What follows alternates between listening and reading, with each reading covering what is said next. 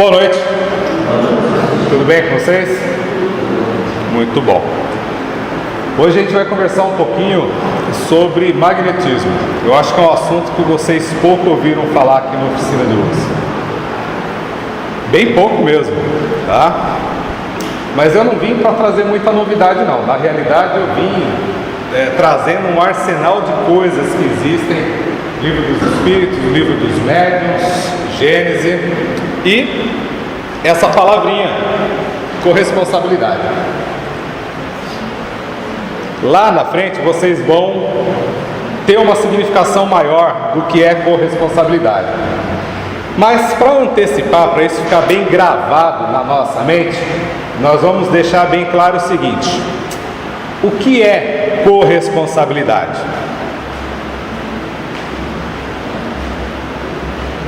Não precisa falar todo mundo de uma vez não, tá? Senão vira tumulto e eu vou ter que dar a senha. Vamos lá. Corresponsabilidade basicamente é estar alinhado com o outro.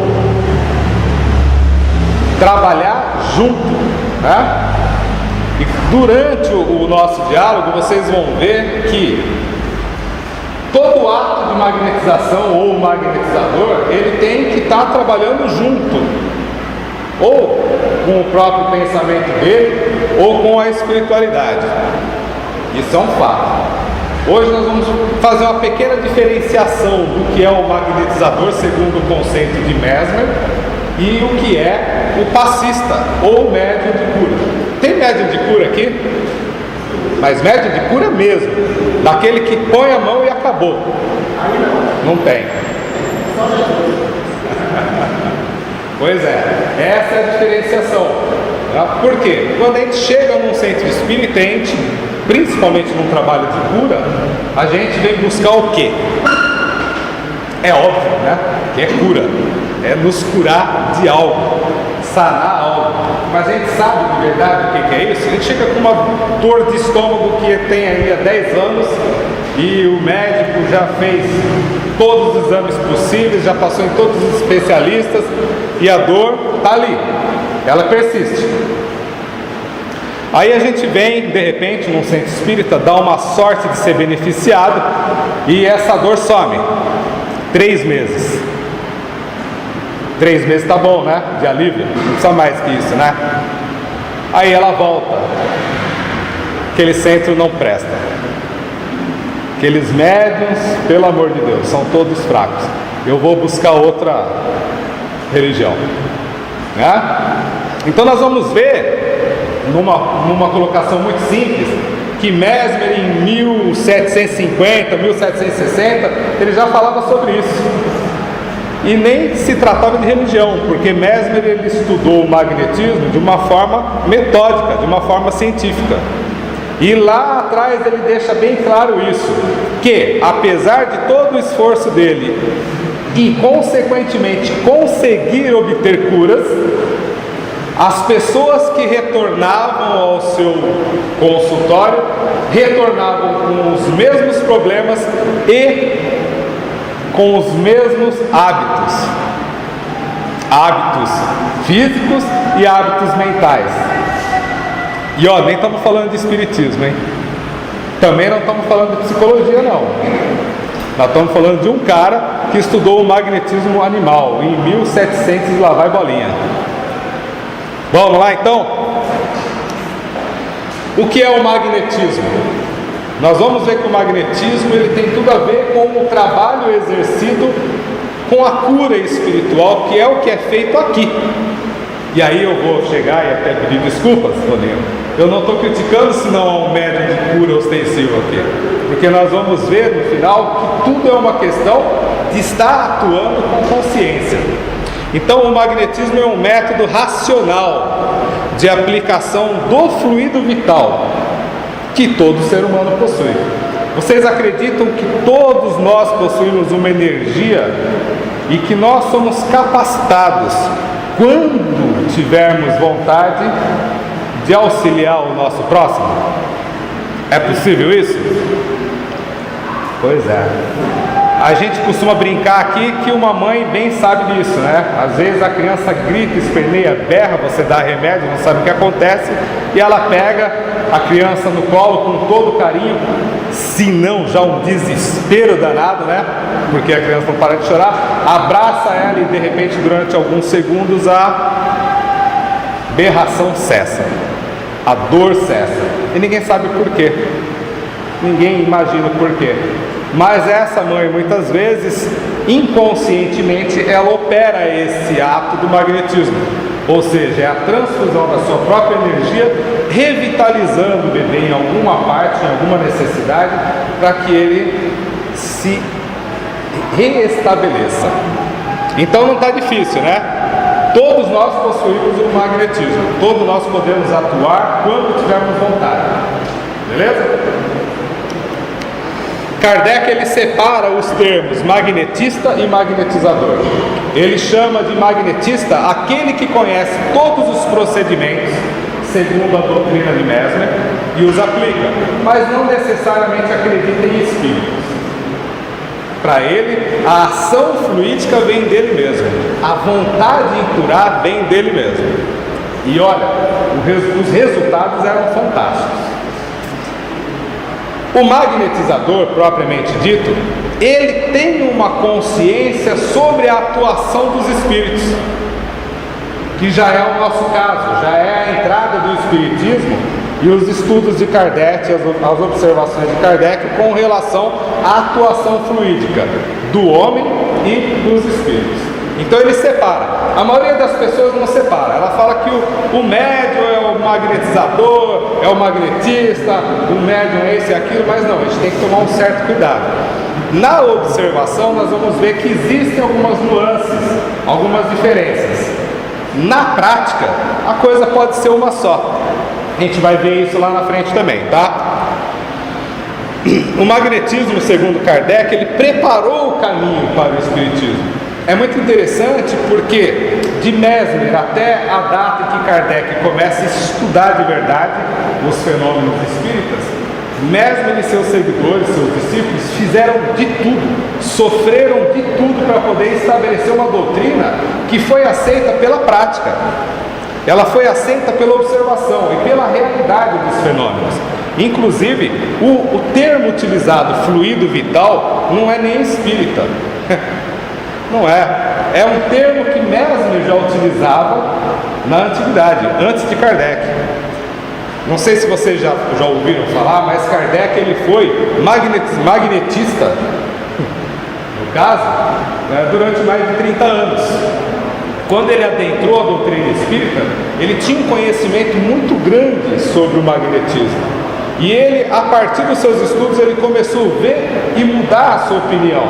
Porque então ele percebeu que não era só a atuação do magnetista a responsável pela cura e a obtenção de todo o sucesso que eles tinham, amenizando as dores dos outros. Isso foi o mais importante. É interessante também que nós temos no nosso meio o sonambulismo, né? O sonambulismo natural, que é muito pouco explorado. Na realidade, utiliza-se muito dentro da doutrina espírita e nos trabalhos mediúnicos o termo desdobramento, que aliás esse termo nem existe nas obras de Kardec. Aí é outros 500, né? Aí a gente não vai entrar nesse mérito. Mas os primeiros a estudarem tais fenômenos, né? Os fenômenos magnéticos, eles estudaram também a questão do sonambulismo e do êxtase, bem antes de Kardec. Kardec fez um complemento. Se a gente parar para perceber e ler a introdução, por exemplo, do Livro dos Espíritos, Kardec ele vai deixar claro o seguinte, que ele não avançaria nos estudos sobre o magnetismo, porque ele estaria repetindo as coisas que já eram muito bem fundamentadas. Então Kardec ele deixa claro, ele abre mão desse estudo e ele orienta aos espíritas que procurem estudar o magnetismo. Para quê? Para que um possa complementar o outro. O que vocês acham mais fácil? Agir por um ato de fé, eu vou dar passe. Né? Eu vou dar passe, Jesus curou impondo a mão, eu vou lá e vou impor a mão. Beleza? Mas funciona simplesmente assim, sem técnica, sem orientação, sem um comprometimento? Não funciona assim não. A gente pode até ter boa vontade, né? Mas essa boa vontade sequer vai chegar ao pé daquela mãe que abraçou seu filho, tá? Então a gente tem que ter uma responsabilidade muito grande quando a gente se determina a auxiliar o próximo. Eu posso fazer? Posso. Mas eu devo, segundo o meu preparo? Aí é uma questão de consciência, né? A gente tem que pensar nisso. O diferencial entre o magnetizador e o médium de cura. O magnetizador usa as próprias energias. O médium curador é apenas o intermediário dos espíritos. Ah, mas será que o magnetizador também não tem um espíritozinho ali, né? Auxiliando ele, amplificando as forças dele, para que os seus fluidos possam atuar? Vamos pensar no seguinte. Eu já cansei de ouvir isso em centros espíritas. Olha, se o passista ele tem seus vícios, né? Ele vai ser suprido, por exemplo, na hora do passe. Por quê? Porque os espíritos vão fazer fluir a energia por ele e a energia benéfica, né, vai chegar até o assistido pelo médium. Ele tem que tomar muito cuidado com isso. Ah, mas o passista, com todos os seus vícios, eu estou falando todos, não estou falando de vícios químicos, tá? Ele vai ficar isolado na câmara de passe. São coisas que eu ouço. Não posso afirmar que são verdade ou não. Mas partindo do princípio que todo mundo emite energias, se a gente for parar para pensar assim, a gente não estaria dando muito mais trabalho na câmara de passe do que ajudando. Ele estaria perturbando o ambiente, né? Então aí vem a questão do conhecimento e da conscientização sobre o que está fazendo. Então Mesmer, ele foi o precursor do magnetismo animal. Toda a sua teoria é pautada na capacidade do homem de querer e pôr em prática a magnetização. Ele deixa bem claro já, naquela época, que nem todos possuem essa capacidade. Por quê? Primeiro que você tem que ter uma boa quantidade, uma boa reposição de fluidos vitais constantemente. Aí ele fala que vai depender da alimentação, de um processo sanguíneo e ter muita boa vontade em ajudar o próximo. Muito querer curar o próximo. Aí a gente vai parar para pensar, peraí, são três coisas muito simples, né? Uma boa fluidez sanguínea, uma boa alimentação, e ele não fala ali naquela época se é uma alimentação com carne, sem carne, com batata, sem batata, com alface, com mais alface, com mais alface, com mais alface. Ele não fala nada disso. Ele fala que tem que ter uma boa alimentação e muito boa vontade. Ok? Então vamos lá. Mesmer ensinava que sua terapia dependia diretamente do sentimento do magnetizador. O magnetizador, ele tinha que desejar a cura do outro. Eu vou dar um exemplo. A gente entra numa sala com uma equipe de médicos ali determinados a trabalhar com a cura. Será que todos ali naquele momento estão homogêneos? Estão com o mesmo pensamento? Será que existem pessoas ali que tiveram problemas durante o dia? Será que tem pessoas ali que não conseguem dominar os próprios vícios? Coisas bobas como a maledicência, as briguinhas diárias. Será que está todo mundo bem? Talvez não, né? Então a homogeneidade, a vontade de querer, ela tem que ser muito grande. E essa extração fluídica, ela vai ser determinante, muitas vezes, por parte de poucas pessoas do grupo, que estão ali realmente com o compromisso. Aí a gente vai falar que é uma individualidade total. A gente está sempre dando trabalho para a espiritualidade, na realidade, né? Essa é a grande questão, né? A partir de agora a gente vai pegar os assuntos relacionados, né, ao livro dos médios, e tudo que vocês vão ver aqui são pontos específicos que eu peguei no Laboratório do Mundo Invisível, ok? O espírito atuante é o do magnetizador, quase sempre assistido por um espírito. Quase sempre. Então, peraí. Vamos pensar o seguinte: quando a gente entra naquela sala de passe, a gente vai dar passe, a gente tem que ter uma consciência muito grande de que não é só estender as mãos, não. Falar, Senhor, me ajuda, não. Peraí, Deus ajuda, mas a gente tem que conhecer um pouquinho das coisas, tem que se esforçar muito para poder estar ali. É uma prática quase que religiosa. É uma prática, como diz o Evangelho, do qual a gente tem que agir santamente e religiosamente. Não vamos criar misticismo sobre o assunto, tá? Quando eu falo santamente, a gente vai buscar esse termo utilizado na teologia, que tem muito a ver com o catolicismo. Nós vamos ver que santo é aquele que erra menos. Não é aquele que não erra. Santo é aquele que erra menos. Então todo mundo que era canonizado pela igreja era especificamente canonizado porque eram considerados pessoas que erravam muito pouco e tinham um sentimento de prática do bem muito maior que a maioria, né?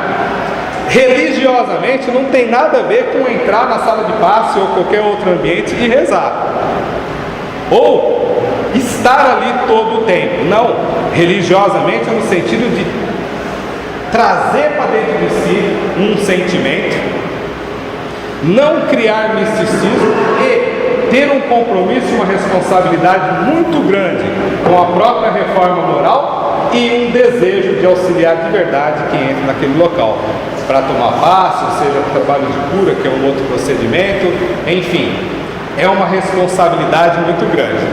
Vocês vão ver, eu vou falar muito pouco do paciente, do assistido, tá? Mas no final a relação ela é total. Desde que ele pode operar uma modificação de propriedades da água, pode também produzir um fenômeno análogo com os fluidos do organismo, onde o efeito curativo da ação magnética convenientemente é dirigida.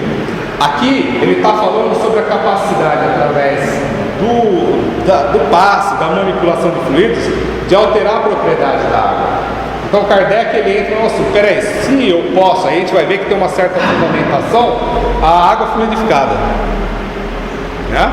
Tem uma certa lógica a coisa. Mas ele vai falar também que se nós somos capazes de alterar a constituição da água, nós também somos capazes de alterar a constituição do fluido vital do outro quando for necessário. Então, quais tipos de cura, na realidade, a gente espera encontrar dentro do centro espírita? Foi por isso que eu perguntei se tinha médico curador aqui de verdade. Por quê? O médico curador de verdade, ele cura muito pelo contrário da aparência, só pelo olhar, por um abraço, por um aperto de mão, sem abrir a boca, sem falar nada, eu estou te curando. Não, ele cura pelo desejo e pela capacidade fluídica dele. E muitas vezes a pessoa nem sabe que isso aconteceu. E não são coisas muito espalhafatosas, não. Casos há em que se curam doenças graves, mas são pouquíssimos os casos que a gente encontra de verdade nos centros espíritas ou outros locais. Na realidade, o que vai acontecer? Na maioria das vezes que nós adentramos centros espíritas, nós vamos ver pessoas com problema buscando tratamento de cura, que tem um problema muito mais emocional e obsessivo. Obsessão é um problema. A auto-obsessão nem se fala, é um problemaço. A vontade é atributo essencial do espírito, isto é, do ser pensante.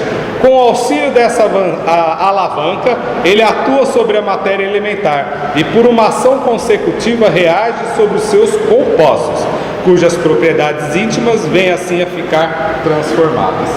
O ato de magnetizar nada mais é de, pelo pensamento, pela energia do magnetizador, transferir o seu próprio fluido, que pode estar melhorzinho que o outro, e com isso reanimar, ou até eliminar determinadas sensações. É muito comum nos passes, nos tratamentos de cura, a gente atingir resultados positivos com coisas crônicas, como dores de cabeça, dores de estômago e outras dores musculares, que quando a gente aprofunda os estudos, e a gente vai ver que tinha realmente um cunho obsessivo, uma ligação espiritual, e essa ligação espiritual ocorreu pelo nosso descontrole emocional. É todo um conjunto. Mas espera aí, o que eu tenho que fazer para descobrir qual que é o meu problema que está disparando algo no meu organismo, né? O que vocês acham que tem que fazer para entender por que eu tenho dor de estômago? De forma generalizada, né? É genérico. Eu vou reformar o quê? Tipo de comportamento que eu tenho. Aí assim, o comportamento ele vai entrar no quê? Na nossa personalidade. A gente sempre tem uma personalidade marcante, algo que é mais forte. Pode ser positivo ou negativo, dependendo da situação. Mas às vezes essa personalidade, esse tipo de pensamento, a atitude que a gente tem, ela favorece para quê? Para que ocorram ligações espirituais e também haja um desarranjo emocional no nosso organismo. Então dá-lhe passe, né? É toda semana tomando passe. Toda semana tomando passe não resolve nada, né, gente? Não vai. Então, tanto quanto do espírito errante, a vontade é igualmente atributo do espírito encarnado. Daí o poder do magnetizador. Poder que se sabe estar na razão direta da força da vontade. O que é interessante aqui, quando ele fala tanto do espírito errante, nós vamos pensar o seguinte: que existem espíritos errantes bons e ruins, e eles vão agir da mesma forma, com a força da vontade. Então, quando eu falo que a maioria dos problemas que a gente encontra no tratamento de cura é obsessivo, é por quê? Porque um espírito errante, desencarnado, conseguiu se associar com a gente pela fluidez mental, e ele passa a irradiar as próprias energias dele. Que é pensamento de ódio, eu vou te matar, eu vou te estrangular, eu vou isso, eu vou aquilo. Vai nada, ele está transmitindo energia e a gente vai assimilando, porque a gente está no mesmo padrão mental. Se a gente não muda o padrão mental, o problema não acaba, é enxugar gelo. Como que a gente vai descobrir mesmo qual que é o nosso problema? É analisar intimamente qual que é o nosso comportamento repetitivo. Ixi. A parte mais difícil é aceitar ele, tá? Ainda no laboratório, podendo o espírito encarnado atuar sobre a matéria alimentar, pode do mesmo modo mudar-lhe as propriedades, dentro de certos limites. Assim se aplica a faculdade de cura pelo contato, pela imposição das mãos, faculdade que algumas pessoas possuem em grau mais ou menos elevado. Então, quando a gente procura um trabalho de cura, quando a gente se determina a estudar, a gente tem que ter uma consciência que há um certo limite de atuação. Não é porque eu tenho uma capacidade fluídica maior que pelo toque, ou pela conversa, ou pelo contato próximo eu cure as pessoas de um mal qualquer, eu não estou dizendo de grandes doenças, que isso vai ocorrer constantemente. Porque isso vai estar influenciando constantemente as situações que envolvem o magnetizador e a pessoa que se dispõe ao tratamento, tá? Uma coisa muito interessante aí é que, se os espíritos podem atuar na matéria, na fluídica, na espiritual, será que um espírito poderia magnetizar uma água então para nos envenenar? Poder? Pode. Mas segundo o livro dos médios não consegue. Porque ele foge dos padrões da justiça divina. Então é interessante. Tudo há uma hierarquia, tudo há uma condição propícia para isso. Mas a bondade divina não o impede de se aproximar de nós, né, e manter essa relação fluídica a ponto de nos causar uma determinada doença. Espírito mata? Dizem que não. Dizem que não. Mas experimente não mudar um padrão mental e se deixar associar constantemente com um espírito que quer te levar ao suicídio. Muito provavelmente, se não houver uma interferência, a pessoa não vai abandonar essa ideia. E se ela tiver um pouquinho de coragem, e aí eu vou falar coragem, ela vai se matar. E essa é a nossa responsabilidade dentro de ser espírita. Não é eliminar espírito, não. É conscientizar as pessoas das consequências espirituais. Agora vamos lá, médiuns curadores. Dom que possuem certas pessoas de curar pelo simples toque, pelo olhar ou mesmo por um gesto. Lembra que eu falei? Ele não precisa só impor a mão. Às vezes o cara está lá assim, curou, né? Mas tem que ter muita vontade, ele tem que ter uma percepção muito grande de captar algum problema. Ou ele, de repente, ele tem que saber que uma determinada pessoa tem algum problema e por trás dos bastidores agir de forma auxiliar. A pessoa às vezes recebe um benefício magnético e nem percebe.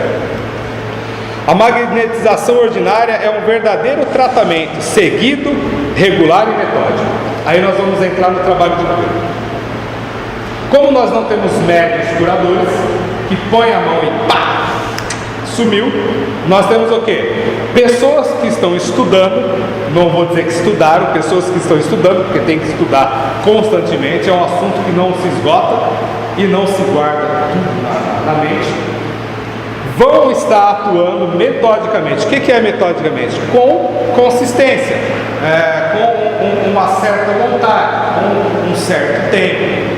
Algo que vai ser analisado pelas pessoas que estão aqui trabalhando, seja o atendente fraterno, ou muitas vezes recebendo uma orientação espiritual sobre o caso. Aqui costuma ter, Toninho, você é o cara que me ajuda aqui, pelo amor de Deus. Aqui costuma ter médiuns que recebam instruções espirituais sobre o caso. Sim. Então veja bem, o médium ele está aqui assíduo, com vontade, com responsabilidade, tem as suas percepções através do seu conhecimento e tem a atuação dos espíritos também, os auxiliando. Porque às vezes a gente olha assim e fala, já deu, vou parar. Baixa um espírito aí, vou apanhar. Baixa um espírito aí e fala assim, meus filhos, não deu ainda não, vamos mais umas 3 semaninhas aí, né? Ou às vezes a gente está lá com a mão dó, né? E não quer abandonar a pessoa achando que ela vai ficar flutuando, né? Igual barco sem direção. Ora, a espiritualidade baixa e fala, chega, né? Pelo amor de Deus. Então, para a gente ter uma ideia da nossa incapacidade, muitas vezes, de perceber o que realmente está acontecendo. Então, o magnetizador, o trabalho de cura, é por isso que ele determina um tempo. É 8 semanas? É 8 semanas. Ele trabalha com aquelas 8 semanas e encerra. Se, através da reanálise, a pessoa voltar, vamos ver o que está acontecendo. É a reanálise dos hábitos. O que mudou nisso daí? Todos os magnetizadores são mais ou menos aptos a curar, desde que saibam conduzir-se convenientemente, ao passo que nos médios curadores a faculdade é espontânea, e alguns até possuem sem jamais terem ouvido falar de magnetismo. Todo mundo que trabalha aqui já leu tudo isso? Essa é a questão, tá? Podem considerar-se as pessoas dotadas de força magnética como formando uma variedade média? A resposta é não há dúvida. Então todos, independente de ser espírita, católico, evangélico, umbandista, todos possuem, num determinado grau, um poder magnético, que é o que eu falei no início. É um poder inerente ao ser humano, não tem para onde correr. Agiria com maior eficácia aquele que, tendo a força magnética, acreditasse na intervenção do espírito? Sim, agiria com maior eficácia. Por quê? Porque a gente sabe da nossa limitação. Então, se eu não estou bem, eu vou ter que trabalhar de alguma forma para compensar isso. A espiritualidade trabalha. Eu posso transmitir o meu poder de magnetizador para outra pessoa? Eu vou passar para você o meu poder de cura. Com varinha mágica não, mas eu posso ensinar, né? Eu posso levar tudo o que a gente tem de estudo sobre a magnetização. Aí sim, a pessoa vai, se quiser, ninguém é obrigado a fazer nada, né? Não estou te forçando a nada ainda, por enquanto. Por meio de cuidados dispensados a tempo, podem reatar-se laços prestes a se desfazerem e restituir-se a vida a um ser que definitivamente morreria se não fosse socorrido? Olha que interessante. Num caso necessário, nós podemos, segundo a nossa capacidade, revitalizar alguém que esteja até morrendo. Isso não é interessante? Interessante. Isso garante a vida dele? Não. Mas é uma capacidade que nós temos. Por exemplo, uma pessoa sofre um acidente. Tá certo, vamos falar que não cai uma folha se Deus não quiser. Mas ela sofre um acidente e de repente não é aquela hora. A gente não pode afirmar que tudo é previsto já na coisa. E ela está ali moribunda. Se de repente a gente puder e tiver alguém que faça a magnetização, ela consiga sobreviver até ser atendida por um médico. Isso não é impossível. Mas se morrer também não se preocupe, né? Através da substituição de uma molécula ruim, malsã, por uma molécula boa, sã, aí entram em cena o magnetismo do médium e o magnetismo dos espíritos. Acrescenta-se ainda o merecimento da cura. Essa é a parte legal da coisa, porque até agora eu não falei em corresponsabilidade, né? Adiciona-se aí o merecimento da cura por parte do sujeito. Essa cura, no entanto, independe de técnicas, mas muito mais da forma como o paciente se condiciona, se entrega ao transe, se deixa sugestionar. Aqui, ele meio que fala do magnetizador, ou seja, da entrega do sujeito ao transe do qual ele vai ter percepções, vai ter algumas orientações. No Espiritismo, nós vamos falar sobre sugestões no sentido do que? Orientações, estudo comportamental. O Livro dos Espíritos é fantástico para isso, tá? Estudo comportamental. Leia o Livro dos Espíritos, né, e se envergonhe. Eu estou envergonhado até hoje comigo mesmo. É fantástico isso. Vou perguntar de novo. O que nós viemos buscar no Centro Espírita? A cura do corpo ou a cura da alma? Tem que ter uma convicção muito grande para falar isso. Você fala. Não, brincadeira à parte, a gente tem que ter uma convicção muito grande. Porque a maioria de nós, quando chega para buscar auxílio no pronto-socorro, é porque nós estamos lascados. É porque alguma coisa está doendo, né? E no pronto-socorro eles vão fazer o quê? Vão nos auxiliar automaticamente. Depois, na sequência, sim, são indicados estudos e tal, e a pessoa vai melhorando se ela quiser. Na realidade, eu vou contar uma coisa para vocês que nunca contaram, tá? Desculpa aí, Torinho. Mas é assim, quando a gente entra no Centro Espírita pelas primeiras vezes, a gente tem um nível, o nível 1 de obsessão, tá? É igual o videogame, a gente está na fase 1 de obsessão. A gente dá uma melhoradinha, aqueles obsessores compreenderam as coisas, eles vão cuidar da vida dele. Aí você melhorou o seu padrão vibratório, você vai dar de cara com outros caras que você não tinha dado margem ainda, né? Com outro padrão vibratório.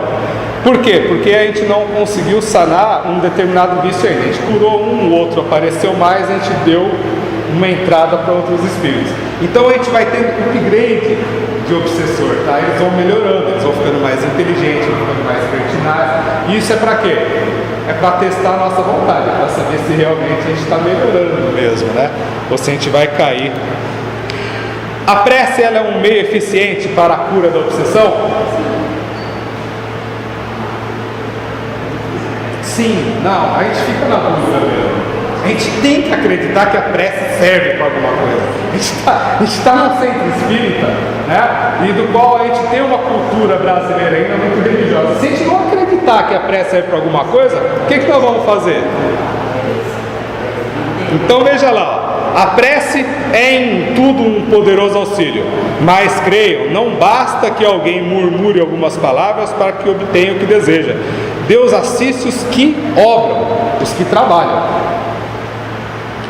não os que se limitam a pedir. É pois indispensável que o obsidiado, são vocês, no caso eu não tenho obsessão, tá? É indispensável que o obsidiado faça por sua parte o que se torne necessário para destruir em si mesmo a causa da atração dos maus espíritos. Eu falei isso porque eu já sou quase um anjo, né? Eu estou aqui cumprindo um papel diversificado aqui. Coitado, né? Então, o magnetismo animal, olha só o que Mesmer fala entre 1730 e 1815.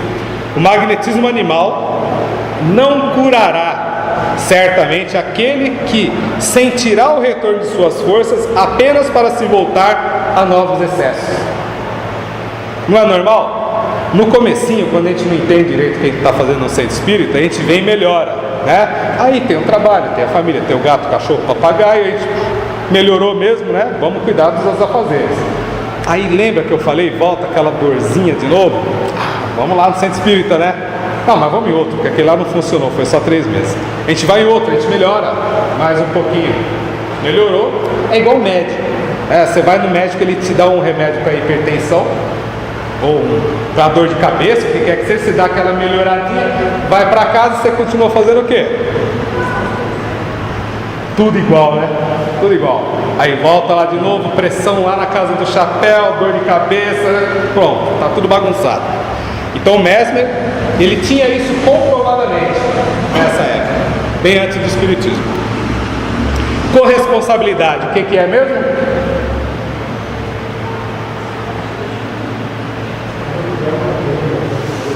Agir junto.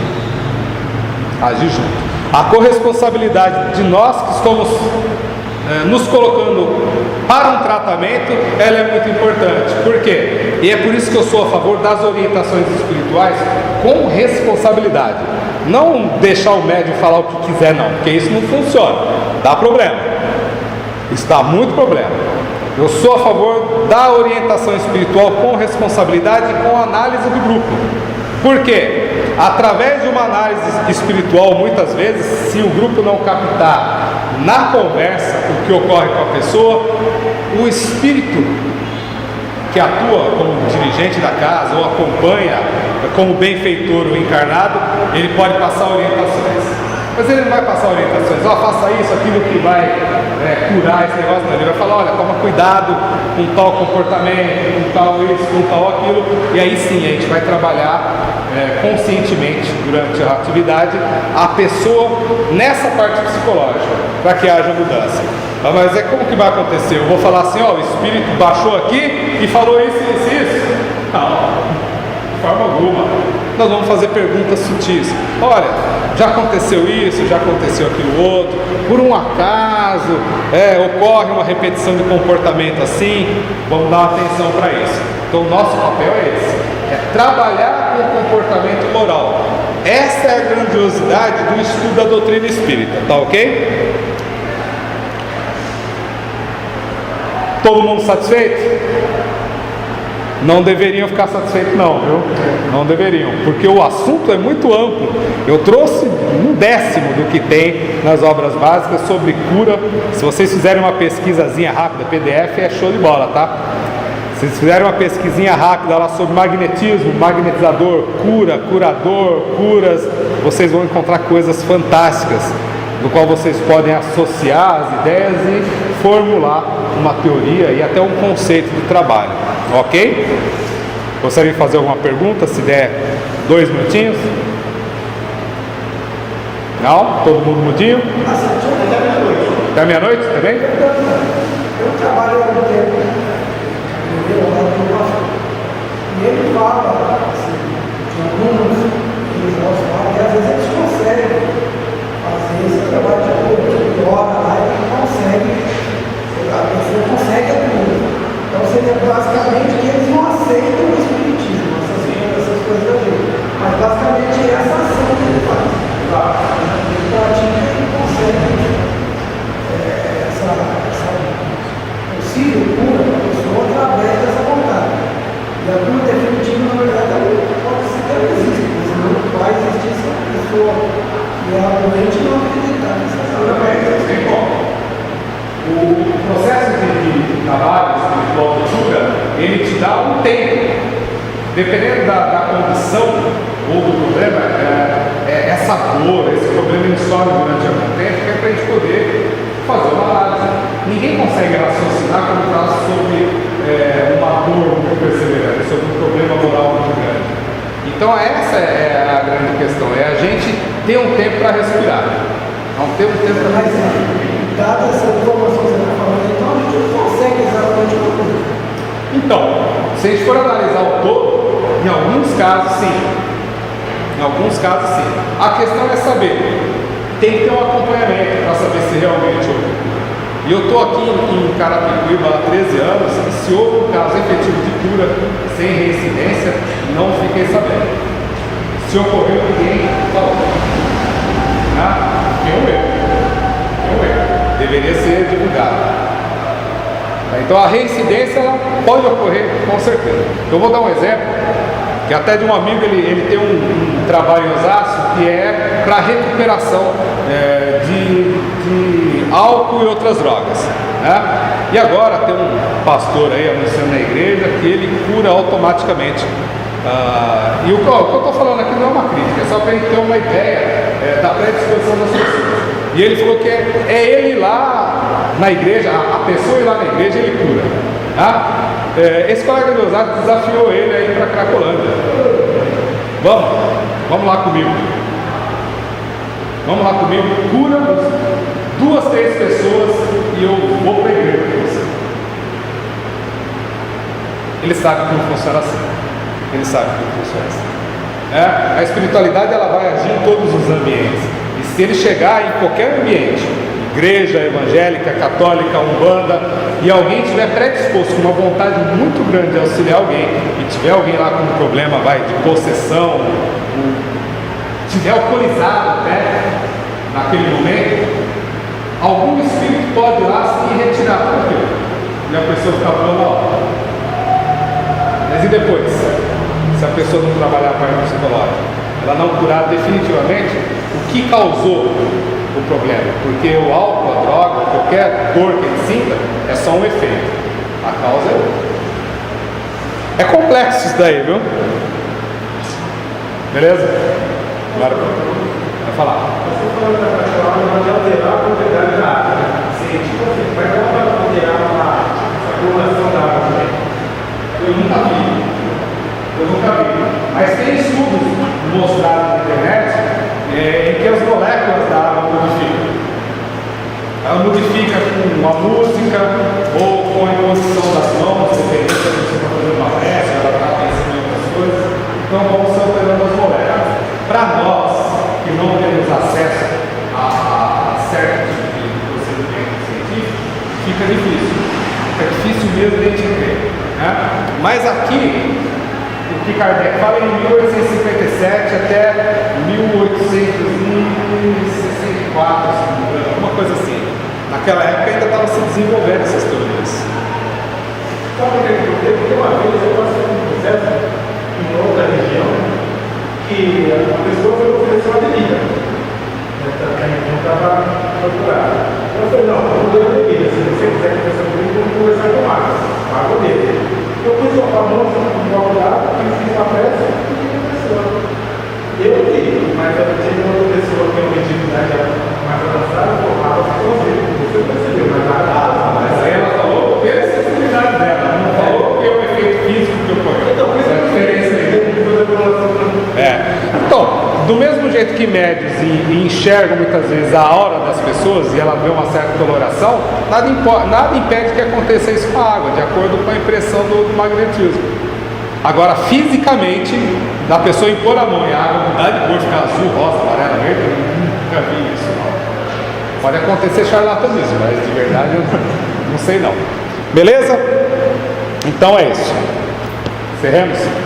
Eu quero agradecer a oportunidade de ter estado aqui com vocês e gostaria de convidar todos, a quem quiser fechar os olhos, quem não quiser também, não há necessidade, de elevar o pensamento a Deus e nesse momento agradecer de verdade a oportunidade que nós temos constantemente de ser beneficiado pela espiritualidade, seja através do passe normal, seja através pelo tratamento de cura, seja muitas vezes pelo estudo metódico que nós nos dedicamos, seja pela conscientização que nós vamos adquirindo gradativamente, nos modificando, aceitando as nossas deficiências e lutando cada vez mais para que possamos modificá-las. Nós sabemos que é difícil, mas nós somos sempre agradecidos pela existência das orientações que chegam à nossa vida e pelas intuições que chegam constantemente pelos nossos mentores e amigos espirituais. Que assim seja.